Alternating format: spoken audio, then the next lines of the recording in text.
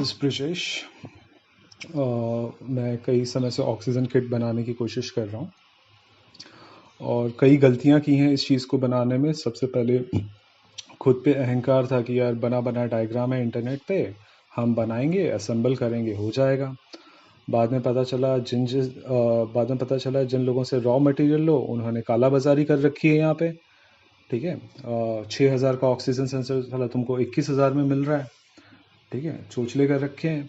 उसके बाद जियोलाइट ढूंढने जाओ तो मिलता नहीं है। ठीक है, और उसमें अगर जो मिल भी रहा है दिल्ली से जहाँ से मैंने मंगाया, भले महंगा दिया वो अलग बात है, उसकी क्वालिटी ख़राब है साला। 40% 50% से ऊपर रिजल्ट नहीं जा रहा था। ठीक है, तो ये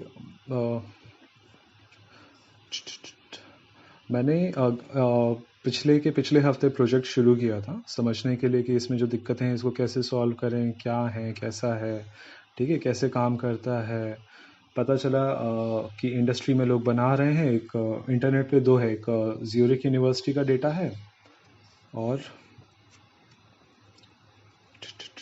एक ज्यूरिख यूनिवर्सिटी का डेटा है और एक ऑक्सीकिट का डेटा है। ठीक है, सो उन सबको पढ़ पढ़ा के क्या होता है कैसा होता है, क्या सिस्टम है, कि इसमें इसको पैकेजिंग कैसे करते हैं, डिज़ाइन कैसे करते हैं, कागज़ कलम पे ले लेके बनाएं। फिर इसमें क्या ह्यूमिडिटी आने से इसका ये हो जाता है, फलाना ढिमकड़ा क्या क्या होता है। ठीक है, वो सब किया। टाइम सिंक्रोनाइजेशन कैसे होता है। फिर भाई शौक में आके हमने प्रोटोटाइप बनाना शुरू कर दिया। ठीक है, बहुत प्रोटोटाइप बनाए, अलग अलग सिटी से कोऑर्डिनेट कर लिया। ये भोपाल में प्रोटोटाइप बनवा रहे थे, ये गुड़गांव में बना रहे थे। और ठीक है, क्या कंपोनेंट होंगे कैसे होंगे। ठीक है, और ये हम नासिक में बनवा रहे थे इससे लेके। पिस्टन कैसा यूज़ होगा, एक्वापॉनिक्स का जो प्रेशर पंप है वो यूज़ होगा। एक्वापॉनिक्स में भी जो डिजॉल्व ऑक्सीजन के लिए पंप यूज़ होता है वो होगा नहीं होगा। तो यार आधे से ज़्यादा एनर्जी हमारी इधर उधर जा रही थी। फिर उसके बाद ये फाइनल डिज़ाइन था जो बना। ठीक है, और इसमें आपको जो कंसंट्रेशन मिल रहा था ये जद्दोजहद करने के बाद,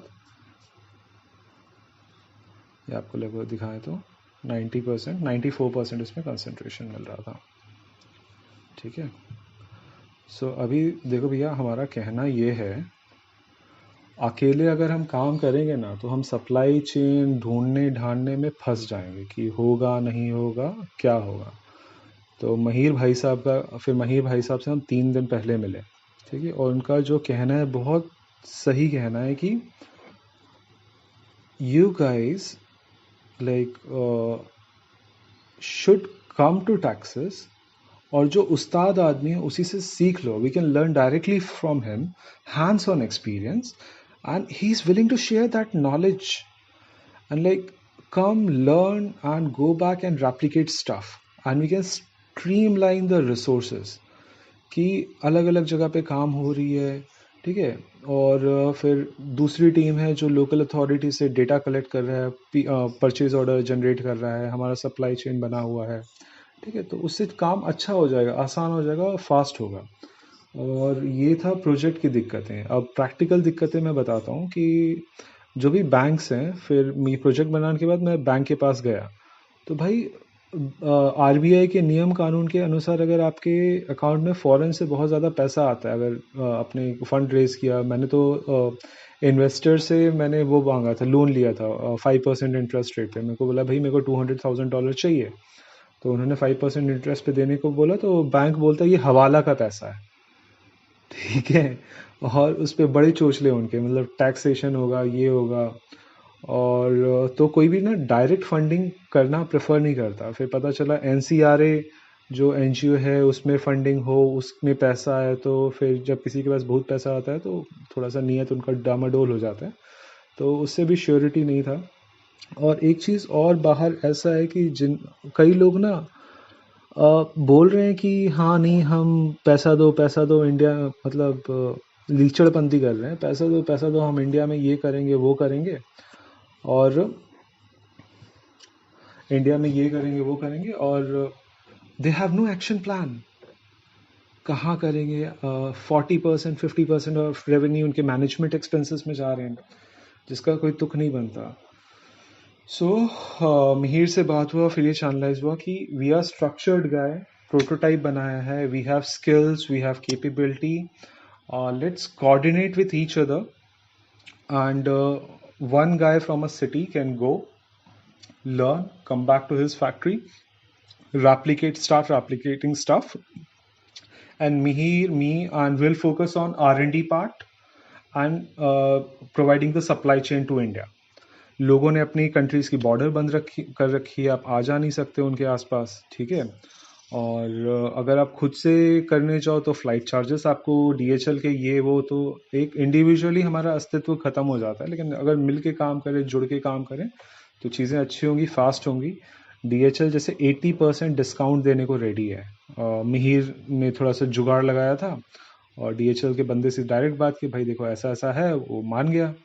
तो यार ये सही चीज़ है ना, ठीक है। हम यही समझा रहे हैं, ठीक है।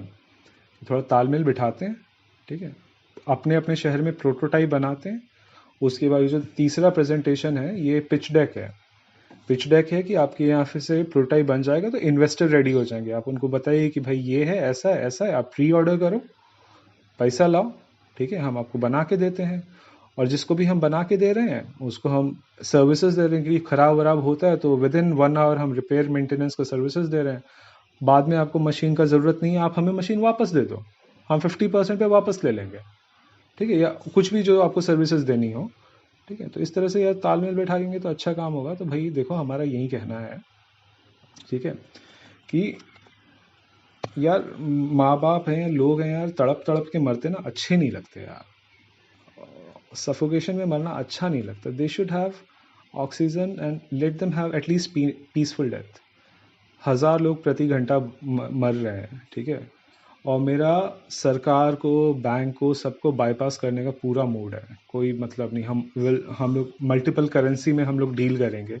उसका टैक्सेशन सिस्टम, ऑडिट सिस्टम में दिक्कत आ जाएगा। तो अभी मेरे साथ टीम में ऑडिटर्स हैं, सीए हैं, जो वॉलंटियर कर रहे हैं कि ब्रिजेश भाई ऐसा होता है काम करने का तरीका, पैसा बहुत बहेगा इधर उधर, तो उसका बाह्य खाता का हिसाब रखने के लिए सीए की अलग टीम है, ठीक है। अगर आप लोग शिद्दत से जेनुइनली काम करना चाहते हैं तो हमारे साथ जुड़िए।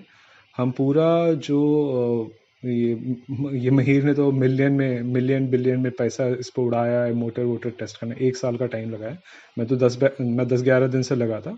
मैंने इन्वेस्टर का 30 लाख रुपए उड़ा दिया अलग अलग चीज़ें टेस्ट करने में।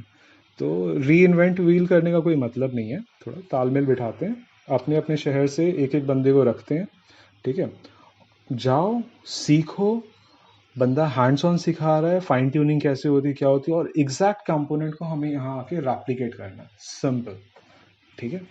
वो ज़्यादा अच्छा और सिंपल रहेगा, सस्ता सस्ता बढ़िया टिकाऊ काम हो जाएगा, ठीक है। वहाँ पे लेबर कॉस्ट ज़्यादा है अमेरिका में, ठीक है। तो मिहिर को ना सारा लेबर का सैलरी देने में ही उसका कॉस्टिंग बहुत हो जाता है। तो हम उसको यही बोले कि भाई जितना तुमको हम लेबर का देंगे उतना में इंडिया से तो हम फ्लाइट टिकट से बंदा भेज के सिखा के वापस आके ये तो धुएं निकाल देगा। चलो, नमस्कार। So let's get it done. All the best guys, see you.